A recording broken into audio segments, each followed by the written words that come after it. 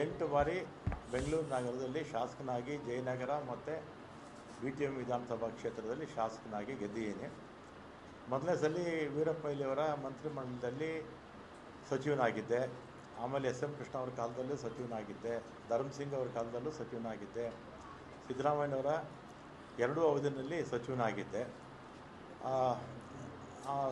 ಎಲ್ಲ ಮುಖ್ಯಮಂತ್ರಿಗಳ ಹತ್ರ ಕೂಡ ನಾನು ಯಾವತ್ತೂ ಕೂಡ ನನಗೆ ಮಂತ್ರಿ ಮಾಡಿ ಅಥವಾ ಇಂಥ ಪೋರ್ಟ್ಫೋಲಿಯೋ ಕೊಡಿ ಅಂತ ಯಾವ ಮುಖ್ಯಮಂತ್ರಿಗಳನ್ನೂ ನಾನು ಕೇಳಿರಲಿಲ್ಲ. ಆಮೇಲೆ 2023ರಲ್ಲಿ ಮುಖ್ಯಮಂತ್ರಿಗಳು ಸಿದ್ದರಾಮಯ್ಯನವರಾದರು.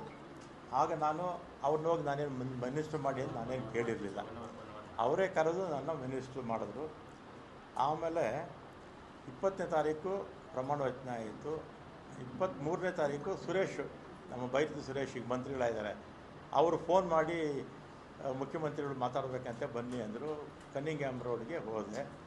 ಅಲ್ಲಿ ಮೇಲ್ಗಡೆ ಯಾರೋ ಇದ್ದರು, ಸೆಲ್ಲರಲ್ಲೇ ಪಾರ್ಕಿಂಗಲ್ಲಿ ನಾನು ಸುರೇಶ್ ಮಾತಾಡಿದ್ವಿ. ಏನು ಕರೆದಿದ್ದೇನು ಅಂತ ಕೇಳಿದೆ. ಅದಕ್ಕೆ ನಿಮಗೆ ಬೆಂಗಳೂರು ಪೋರ್ಟ್ಫೋಲಿಯೋ ಕೊಡ್ತೀನಿ ಅಂತ ಹೇಳಿದರು.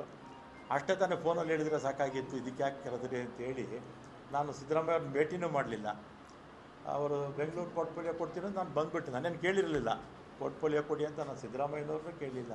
ಅವರೇ ವಾಲಂಟಿಯರ್ ಆಗಿ ಕೊಡ್ತೀನಿ ಅಂತ ಹೇಳಿದರು. ಆಮೇಲೆ 25ಕ್ಕೆ ಅನೌನ್ಸ್ ಆಯಿತು ಪೋರ್ಟ್ಫೋಲಿಯೋ. ನನ್ನದು ಮತ್ತೆ ಟ್ರಾನ್ಸ್ಪೋರ್ಟ್ಗೆ ಹಾಕ್ಬಿಟ್ಟಿದ್ರು. ಆಮೇಲೆ ನಾನು ಫೋನ್ ಮಾಡಿದೆ, ಸುರೇಶ್ಗೆ ಫೋನ್ ಮಾಡಿದೆ. ಅವರಿಬ್ಬರು ಜೊತೆಯಲ್ಲೇ ಕಾರಲ್ಲಿ ಹೋಗ್ತಾಯಿದ್ರು. ಯಾಕೆ ಈಗ ಆಯಿತು ಅಂತ ಹೇಳಿದೆ.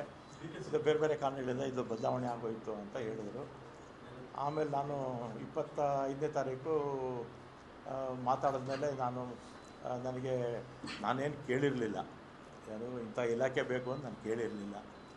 ಅವರೇ ಕರೆದು ಕೊಡ್ತೀನಿ ಅಂತ ಹೇಳಿದರು. ಆಮೇಲೆ ನಾನು ಬೇಡ, ನನ್ನ ಮಂತ್ರಿಮಂಡಲದಲ್ಲಿ ಇರೋದಿಲ್ಲ ಅಂತ ನಾನು ಹೇಳಿದೆ. ಆಮೇಲೆ ನಮ್ಮ ಈಗಿನ ಮುಖ್ಯಮಂತ್ರಿಗಳು ಯಾರು, ನಮ್ಮ ಶಿವಕುಮಾರ್ ಅವರು ಮತ್ತು ಅವರ ಸಹೋದರ DK ಸುರೇಶು, ಇವರೆಲ್ಲ ನಮ್ಮ ಮನೆಗೆ ಬಂದು 2.5 ವರ್ಷ ಆದಮೇಲೆ ನಾನೇ ಚೀಫ್ ಮಿನಿಸ್ಟರ್ ಆಗ್ತೀನಿ, ಆಗ ನಿನಗೆ ಈ ಪೋರ್ಟ್ಫೋಲಿಯೋ ಬಿಟ್ಕೊಡ್ತೀನಪ್ಪ ಅಂತ. ನಾನು ಸಾಯಂಕಾಲ 4 ಗಂಟೆವರೆಗೂ ಇದ್ದರು ನಮ್ಮ ಮನೇಲಿ, ಅಲ್ವೇನಪ್ಪ?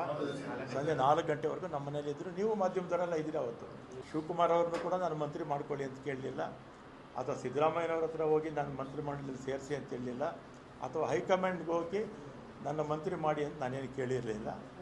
ಮಾಡಿದ್ದಾರೆ, ಸಂತೋಷ.